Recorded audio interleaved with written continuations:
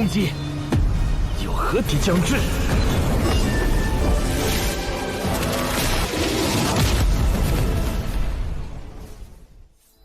Halo guys, welcome back to Kobe Movie. Hari Jumat nih bos. Mari kita lanjutkan si Babang Shahao beserta Dewa Pak Bo ya guys. Hehe. Oke guys, seperti biasa Babang Shahao dulu, baru nanti Dewa Pak Bo ya. Jadi di part 1, 2, 3 kali ini kita semua bakal melihat Shahao itu bertarung melawan para jenius. Selain itu, dia akhirnya bakal bertemu dengan si kakek yang menyamar guys. Dia sedang sibuk melawan musuh yang sangat kuat, sungguh kuat sampai membuat kakeknya kesulitan.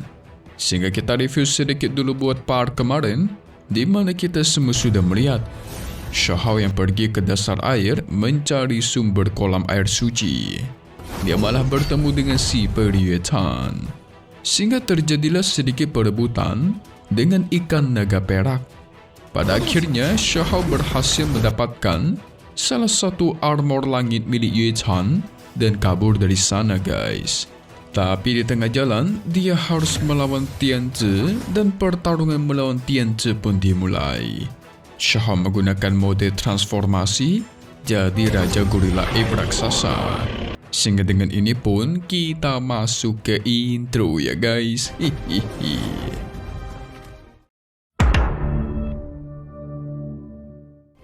Setelah berhasil melancarkan serangan telak kepada Tianzi, Shahao langsung dihampiri oleh si wanita penyihir beserta dengan yang lainnya.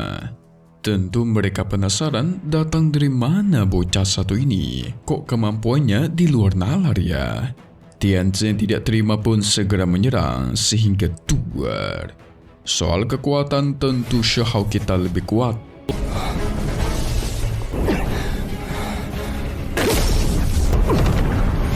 Tapi dia merasakan pemuda misterius yang dia cari-cari itu sedang ada di dekatnya dan sedang bertarung.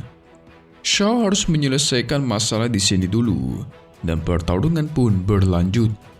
Bocah yang bernama Qin Li ingin mengetes kekuatan Shahao juga. Tapi lagi-lagi Lord kita jauh lebih kuat. Qin Li menggunakan harta akar anggur surgawi.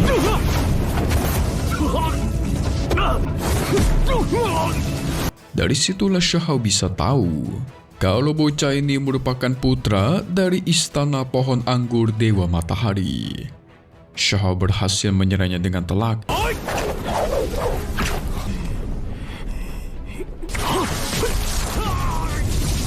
Sebelumnya dia sudah memperingatkan, siapapun yang berani maju itu bakal dia habisi. Jadi Qin Li juga harus bersiap. Qin Li pun langsung mengeluarkan harta lumpur kuning. Segera lumpur pun dilancarkan guys. Dengan sigap Shahao cegah menggunakan hukum guntur. Tapi tidak menyangka, guntur itu malah menyerap kekuatan petir Shahao dan menjadi semakin kuat. Qin Li memastikan kalau semua sudah telat. Lumpur ini bakal terus mengejar Shahao sampai dapat. Tidak ada satupun serangan Shahao yang bakalan mempan. Begitulah percaya dia guys. Dia pun mencoba pergi ke suatu tempat. Pada akhirnya Shahao memasukkan si lumpur kuning ke dalam tungku pilnya. Ternyata mudah banget guys. Pada akhirnya dia pun menghampiri Qin Li kembali. Qin Li pun dikasih cium sama tendangan madunya Shahao. Dia pun sekarang berubah menjadi taring putih yang kembali ke aula utama.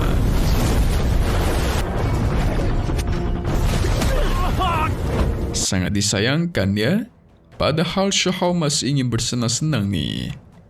Tapi gak lama dari itu, muncullah jimat tulang dari peninggalan kuno. Cahaya terang membuat semua orang di sana bisa melihat.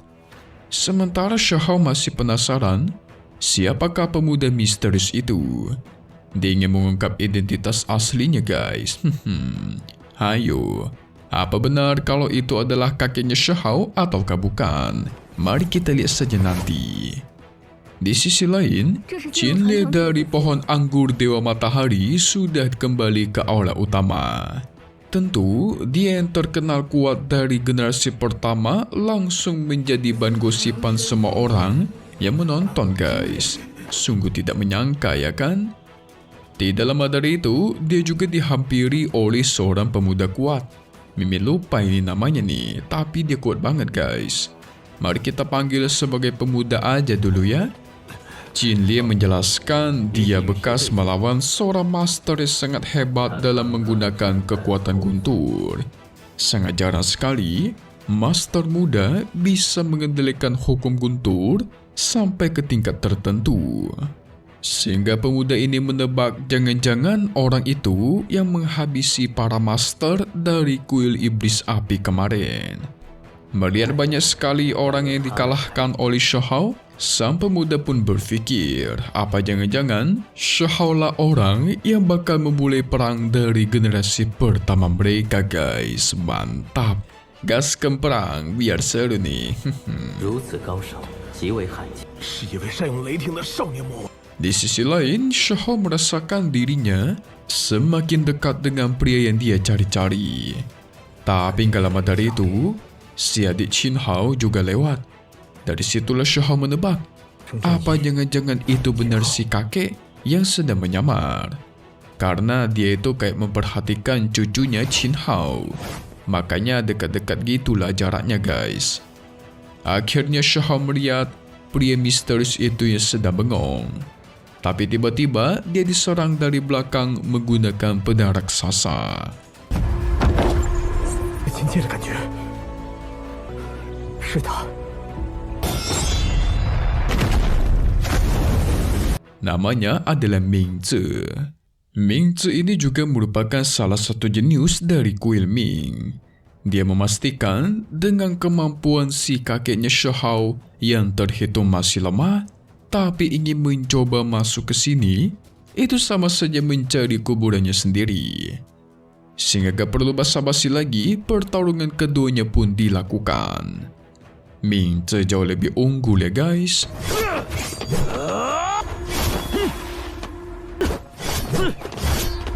Tapi kita semua tahu, kalau kakeknya Shahao itu masih terluka parah.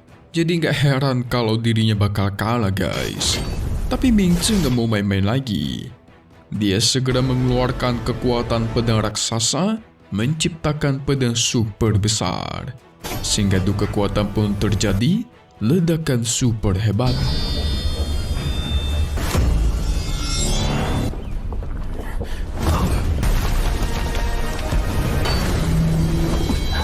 Ternyata si kakek dibantu oleh Shahao. Bahkan Shahao masih sempat memberikan serangan balik. Dia pun meminta agar Ming Zi pergi dulu karena ada sesuatu hal penting yang harus dia omongkan dengan pemuda ini. Tapi Ming Zi malah merasa dihina karena diusir guys.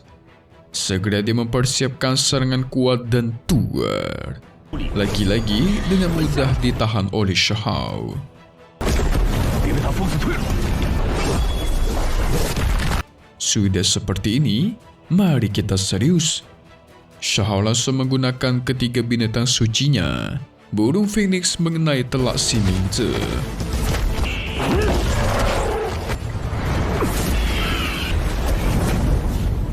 Belum selesai, Ming Zi juga langsung diberikan serangan telak, tapi masih bisa dia tahan. Kuat juga bocah satu ini ya. Ming Zi pun mengeluarkan sosok tubuhnya pedangnya guys. Tubuh raksasa yang memegang pedang. Tapi sangat disayangkan harus melawan jenius kita Shahao nih. Shahao pun memanggil hukum guntur langsung menghancurkan tubuhnya pedangnya. 有合体将至。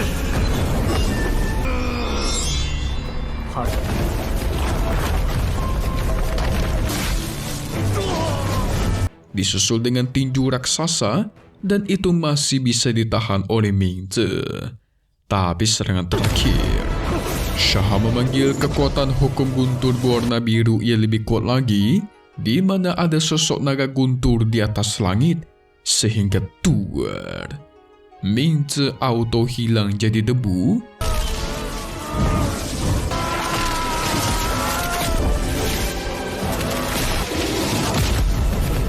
Berubah menjadi taring putih yang langsung kembali ke aula utama guys. Pengganggu sudah hilang, mari Shahao langsung bertanya kepada sang pria misterius di hadapannya. Apa benar kau berasal dari dunia bawah? Tentu tebakan itu langsung membuat sang pria terkejut. Mereka berdua pun memasuki ke lautan kesadaran supaya dirahasiakan. Nggak ada yang bisa mengintip, nggak ada yang bisa dengar. Sang pria menjawab jujur kalau dia memang berasal dari dunia bawah. Shahao pun melanjutkan pertanyaannya. Dia menyaksikan kalau pemuda ini saat masuk ke dunia rahasia sibuk memperhatikan seorang pemuda yang menggunakan baju tempur abadi. Yang tidak lain itu adalah Qin Hao guys. Jadi Shao ingin tahu nih, apa tujuan pria misterius ini terus memperhatikan Qin Hao. Barulah dia mengaku guys, sebenarnya Qin Hao yang dia cari-cari itu adalah cucunya.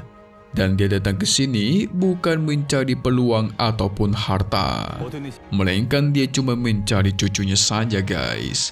Oke ya, dengan ini sudah terungkap kalau memang benar dia adalah kakeknya Shahao.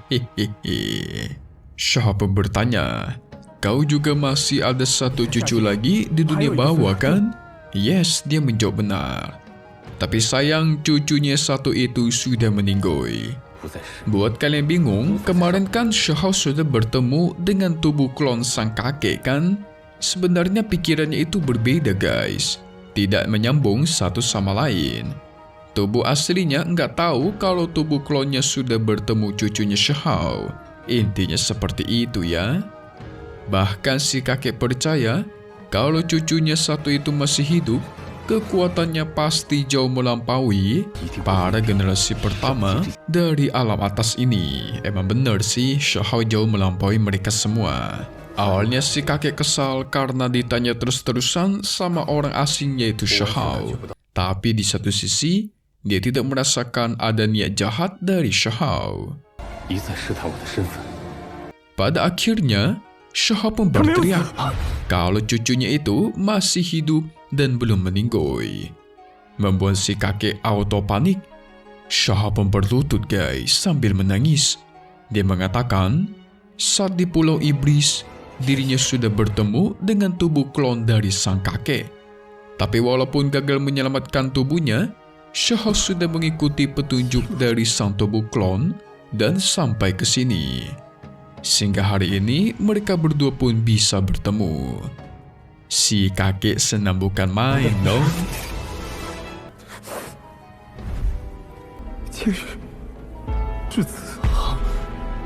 Dia tahu kalau tubuh klonnya sudah dihabisi, tapi dirinya tidak pernah tahu kalau tubuhnya itu sudah bertemu dengan Shahao, cucunya sendiri.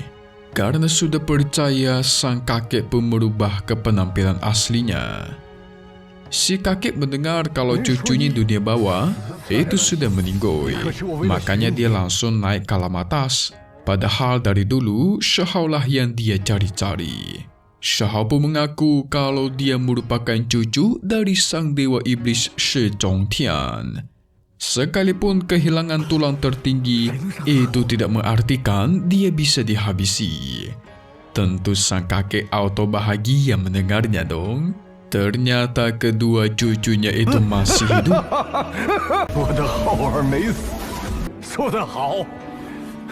Si kakek yang tubuhnya masih terluka parah, dia itu terus diburu oleh para musuh. Dirinya tidak punya banyak waktu karena harus terus kabur-kaburan guys. Shahao mencoba memeriksa tubuhnya dan mendapatkan kalau darah si kakek itu seakan-akan di luar kendali. Itu semua karena pil batu yang waktu itu dia makan saat masih jadi budak di Pulau Iblis. Tapi si kakek belum sepenuhnya menyerap kekuatan dari pil batu itu. Malah sebaliknya, kekuatan itu terus mengikis tubuh sang kakek. Awal saat pil itu dimakan, si kakek masih bisa menahannya. Tapi setelah waktu berjalan, efeknya semakin kuat, membuat sang kakek tidak mampu mengendalikan kekuatannya guys. Shao kesal karena kuil surgawi yang terus mengusik kakeknya mencari-cari dirinya untuk dihabisi. Dari situlah dia berjanji guys, bakal menggulingkan kuil sialan itu dan menghancurkannya. Apakah yang bakal Xiao lakukan selanjutnya setelah bertemu dengan si kakek? Maka dari itu, langsung saja kita masuk ke bagai spoiler buat part 124 yang bakal rilis lagi di hari Jumat minggu depan ya guys. Oke guys, jadi nanti Xiao itu bakal memberikan sebuah kertas gulungan yang berisikan rune. Nah, nanti Xiao dan si kakek bakal berkultivasi barengan tuh.